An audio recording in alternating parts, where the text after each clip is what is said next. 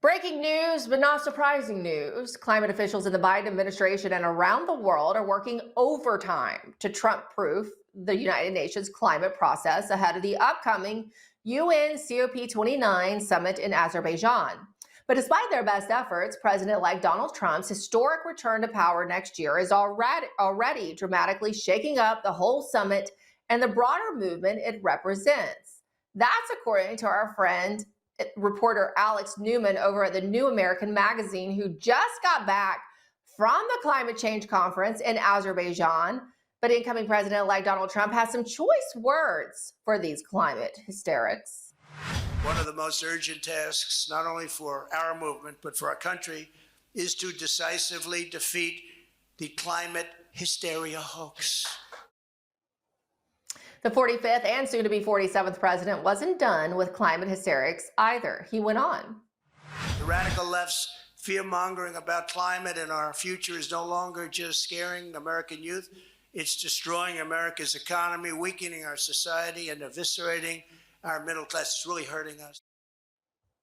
And the president-elect means to hurt the climate hysterics. This is a graph from the left-wing Guardian newspaper in England showing how a second Trump administration will weaken climate change protocols over time.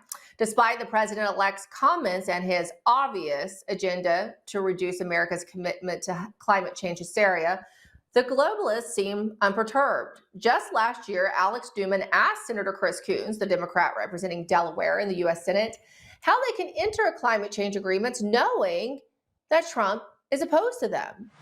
Am I suggesting that were the former president to be our next president, everything would be fine? Not at all.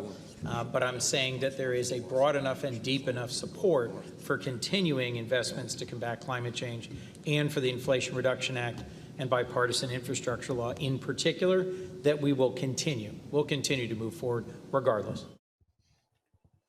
And the Guardian had the ominous statement from the Biden administration's climate czar that read, quote, "No matter what Trump may say, the shift to clean energy is unstoppable, and our country is not turning back." That was Gina McCarthy, former climate advisor to Biden and co-chair of the America is All In coalition of climate concerned states and citizens. Well, the deep state is going to deep state no matter what, I guess. And joining us now is Alex Newman. He's not only a reporter at the New American, but he is also the host of the Alex Newman Report that is part of the Freedom Project. It's good to see you, Alex. I'm sure you had a lot of fun listening to the climate hysterics in Azerbaijan. So I did watch the administrative state. Let's use that just to be a little bit nicer, right? Instead of saying the deep state, the administrative state continue policies that were opposed to the America First agenda that Trump came in 2017 and tried to enact, right? And they were successful on a lot of fronts in keeping the same policies going, right? And constantly fighting Trump on changing those. They sound, in the comments I played, and I want to hear, more of your takeaways from the summit in Azerbaijan, they sound pretty confident that they can also undermine Trump's efforts starting in 2025 to counter the Green New Deal that was pretty much implemented under Joe Biden on all these climate change initiatives. Your thoughts? Yeah, it's great to see you. Thank you for having me, Emerald. And yes, the climate deep state, the climate administrative state, if you will, is right now telegraphing two different ideas. One is, oh my goodness, we're all doomed. The climate is going to die because evil Donald Trump is coming into power. And on the other hand, they're telling people, hey, don't worry, this is all going to continue. And you know what? I've got to give Senator Chris Coons some credit. He's wrong on just about everything, but he was exactly right on that.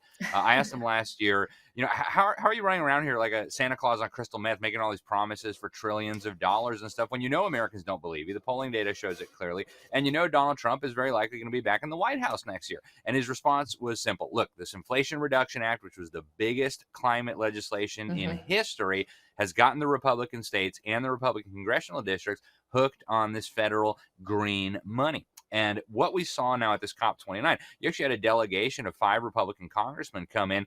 And yeah, they said we're going to keep drilling oil and gas and coal and all that. And of course, that's obvious. But they embraced big parts of the Inflation Reduction Act. They embraced the phony, fraudulent narrative that CO2, the gas we exhale, is toxic pollution that needs to be controlled. And so they're making a lot of progress on permanently entrenching this scam. Now, yes, they'll find conservative solutions to this if Donald Trump doesn't stop them. Phony, fraudulent problems. But this is the direction the deep state is trying to go now. They're trying to rebrand this now as new and improved free market solutions to the climate change problem. And Donald Trump's going to be battling a lot of inertia on this front. He did say one of the top priorities for our movement needs to be to destroy this scam. But man, is he facing a monster here. He is, because the first thing, everything on day one of the Biden administration, because I was there as the changeover happened at noon on January the 20th, 2021, they came in, they started their talking, and immediately environmental justice was the phrase that was being thrown around everywhere on day one, right? And implementing climate change initiatives, anti-climate change initiatives. So that was entrenched in literally every policy. It didn't matter if it had to do with economy, if it had to do with health, right? Their health policy was based on climate change. So it was deeply entrenched in every action they took from the Biden administration. So that will take a lot to roll back. Now, part of that will rely on Trump's energy secretary. He picked a relatively unknown man named Chris Wright. And I know I'm throwing this at you. I'm just asking you what you might know about Chris Wright and how he might be positioned to help Donald Trump fight these policies. Well, Chris Wright is, of course, the CEO of an energy company that does do a lot of oil and gas work. And when you look at Chris Wright, I think that was a good pick. Then you look at Lee Zeldin, who he put in at the EPA. Now, Lee Zeldin has been conservative on a lot of issues, but he was one of a tiny fringe minority of the Republican caucus in Congress who embraced the man-made global warming narrative even years ago. And so that, I think, is a little bit troubling as far as Donald Trump's war against the climate change hysterics goes. So I think a lot's going to depend on what Trump himself says. I'm sure he talked to these guys about these issues before appointing them. Actually, just a few weeks ago, I spoke to the EPA chief of staff who orchestrated the withdrawal from the Paris Agreement. And she said, oh, no, second administration gloves are coming off. Not only are we going to get out of Paris, we're going to work on getting out of the UNFCCC, the UN Framework Convention on Climate Change. That's the underlying treaty that underpins it all.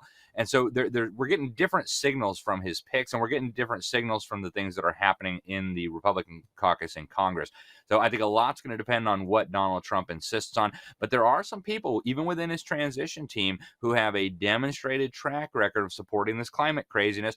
Elon Musk, I think he's done great things for Twitter. I hope he takes a chainsaw to the government bureaucracy. But he has publicly and repeatedly advocated for carbon taxes. Now, Donald Trump's climate advisor, who I've interviewed many times, Dr. William Happer of Princeton, he stepped down during the first administration, but he says CO2 is good for the planet. We should encourage people to make more of it, that there's not enough in the atmosphere right now. So all these conflicting signals, but a lot's going to depend on what Donald Trump himself does going forward.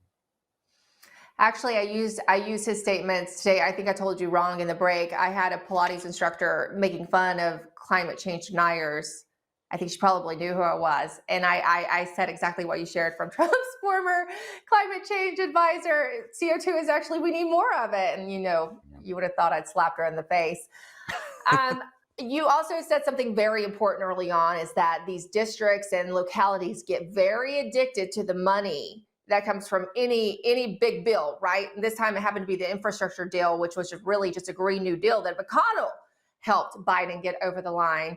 How does Trump roll back on that? How does he kind of get the states and localities and the municipalities off of that federal funding and being okay with it? Well, it's going to be very hard, and it's going to take cooperation from Congress, and that we don't know whether we're going to have yet. I mean, if you look at the Republican caucus in Congress, there are a lot of rhinos there, and the majorities are not big enough to lose all the rhinos. So he's going to have a real battle trying to roll that back in. He has talked about rolling it back in, but whether he'll get the cooperation he needs from, say, the new Senate Majority Leader, the rhino, that's going to be a tough one. So he does have a lot of wiggle room in terms of what he does with the agencies, but when it comes to the budget decisions, the funding decisions, he's going to have to get buy-in from Congress. And if the 5 Republicans who went to the COP29 are any indication of where the Republican Party is at, this is not going to go well. I'm telling you, all 5 of them embraced the lie that CO2 is dangerous pollution, that we should be proud of ourselves for reducing emissions. So this is not a done deal yet. Trump's going to have a big fight on his hands. He gets how important this is. I mean, this is the justification for building a totalitarian one world political, economic, and even religious order. So he's got to take this on, but he's going to be up against a formidable adversary. Which 5 went from the Republicans? The guy who led the delegation was Congressman August Pfluger in Texas, who incidentally represents one of the biggest oil and gas producing regions in the country. They had Jay Obernoch of California. They had John James of Michigan. They had Morgan Griffith of Virginia. And I may be missing one. So. Wait, Morgan Griffith embraced the whole climate change narrative? Yep, the idea that we need to reduce our CO2 emissions and all that. So, do you they did say we're going to expand energy. He represents coal country in Virginia? He does. He represents the district I am from as a coal miner's daughter. Wow. And so, he did say we're going to keep producing coal and all that, but we're going to use clean technologies. We're going to use carbon capture. So, they're buying into this scam that really is going to make a lot of money for a lot of people, but it's going to come at the expense of the American middle class, right? We don't need these carbon capture technologies. We don't need carbon pipelines. We don't need carbon credits so that the big banks can rip off the American taxpayer and the American consumer. And unfortunately, these Republicans have embraced that idea. It's very, very dangerous. This scam is not going to die if we allow the radical left, the totalitarians, and the liars to dominate the vocabulary and even the battlefield. The advisor that you spoke to, and I can't recall her name, but I know you're talking about the architect of the withdrawal from the Paris Climate Accord. Is she going to be working at the EPA? Yes, Mindy. I have not talked to her in years. Is she going to be working at the EPA this time around so that she can advise Lee Zeldin? I hope so. I understand there's some good people who are on the transition team, but again, there are some people very senior on the transition team who have a career on the line here with these carbon credits and the carbon trading. So there's going to be this tension within the administration, and it's going to be up to the constituent. Donald Trump knows what's right here. His constituents know what's right here. Less than 1 in 3 Republicans at the grassroots level even believe this hoax theory, but he's going to have a lot of pushback from within his own administration. Sometimes he likes that, if you've noticed, Alex. He likes to get people of opposing ideologies or theories and put them in the same room and see what comes out. But I feel like this is an issue where he's pretty much settled on where he sits on the issue. And we saw that a lot during the first Trump administration. I really haven't heard anything. That's one of those, issues. I haven't really heard him evolve, if you will, or change on is the climate change issue. So it is interesting that he has some of these people surrounding him that, like you said, kind of owe some of their success to these carbon initiatives. Alex, thank you for flagging this for us because we have so much to keep our eye on. I don't think we had really been focused on this area. And as you said, there are people like Elon Musk and Lee Zeldin who are sympathetic to these kind of policies. That is something that we will have to be mindful of because Donald Trump does listen to what people think and want, and he takes public opinion polls via social media very often and via what he sees in the news, right? So we'll now have our eye on this one too. We'll add it to the list. Excellent. Hey, I appreciate it. Thank you, Emerald. And people do need to follow this. There's a reason the fake media is ignoring this. They know Americans don't believe it. And if we find out, we're going to call our members of Congress and say, what are you doing? So folks, pay attention. This is huge.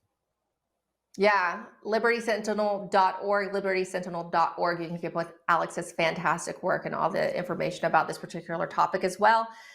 I hope you had a good trip otherwise in Azerbaijan, and I'm glad you made it back safely and you were able to join us. Thank you, Emerald. I'm glad to be home and I appreciate you having me on.